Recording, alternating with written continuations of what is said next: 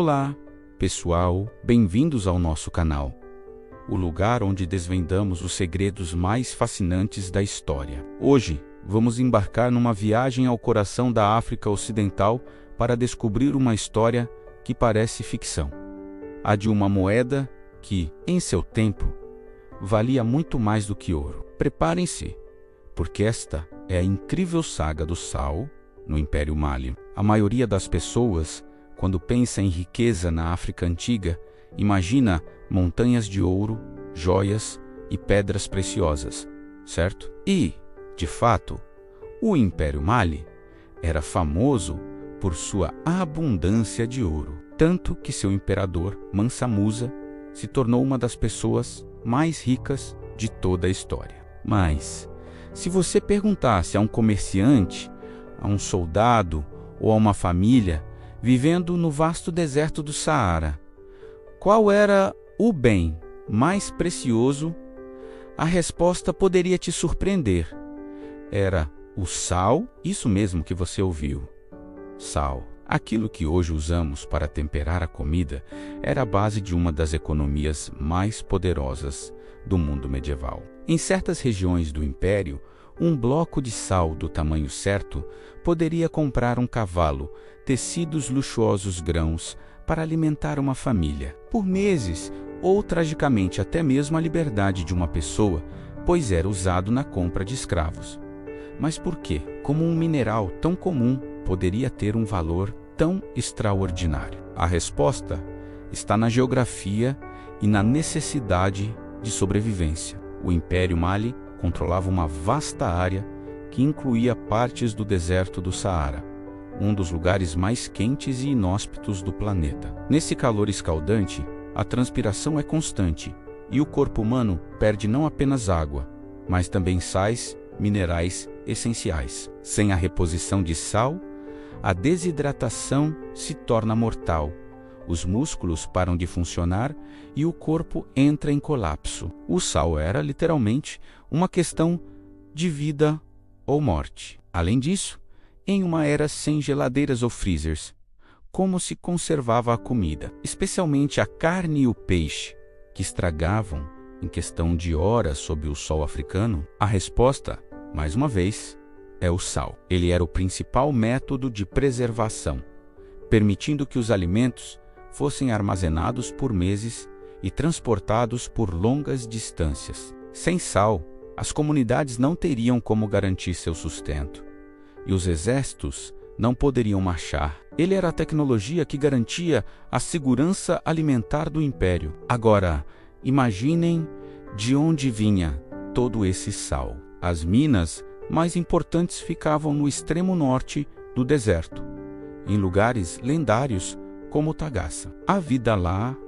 era brutal. Trabalhadores, muitas vezes escravizados, passavam os dias sob um sol implacável, extraindo gigantescas placas de sal do solo seco. A paisagem era tão surreal que até as casas dos mineiros eram construídas com blocos de sal, cobertas por peles de camelo. Era um mundo feito da própria riqueza que produzia. Uma vez extraídas, essas valiosas placas de sal eram cortadas em blocos padronizados e preparadas para a jornada mais importante do império. Elas eram amarradas nos lombos de camelos, os navios do deserto, formando caravanas gigantescas que podiam ter milhares de animais. Essas caravanas eram verdadeiras cidades em movimento, cruzando o Saara por semanas a fio, enfrentando tempestades de areia, calor extremo e o constante perigo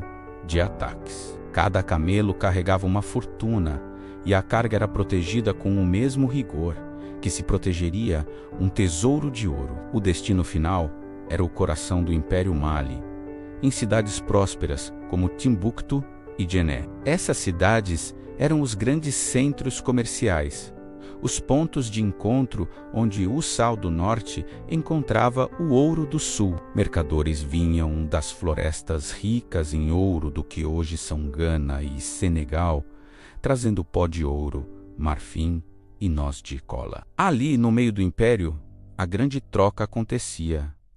Sal por ouro muitas vezes peso por peso. Foi esse controle estratégico sobre o comércio transariano que fez do Império Mali uma superpotência. Os imperadores, como o famoso Mansa Musa, não apenas controlavam as minas de ouro, mas, crucialmente, taxavam e protegiam as rotas do sal. A riqueza que fluía para os cofres imperiais era monumental. Quando Mansa Musa fez sua lendária peregrinação a Meca em 1324. Ele levou tanto ouro que, ao distribuí-lo no Cairo, causou uma crise inflacionária que durou mais de uma década. O mundo inteiro ouviu falar da riqueza do Mali, mas o que muitos não percebiam é que essa montanha de ouro era sustentada por uma base de sal. O ouro era o luxo, o símbolo do poder. O sal era a necessidade, o motor da vida diária,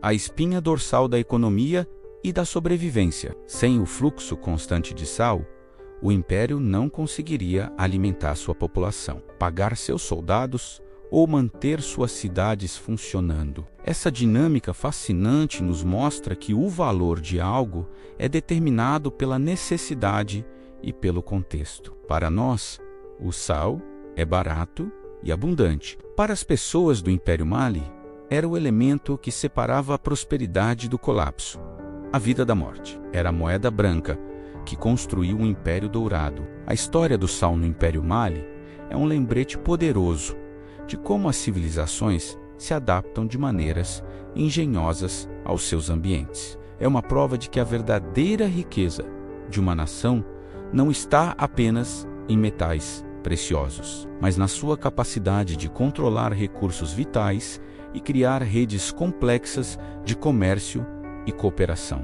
Então, da próxima vez que você temperar sua comida, pare por um segundo e lembre-se desta história. Lembre-se que esse simples cristal branco já foi a força vital de um dos maiores impérios que o mundo já viu. Uma moeda humilde que valia mais do que todo o ouro da África. O que você achou dessa história? Existem outras moedas surpreendentes na história que você conhece? Deixe seu comentário aqui embaixo.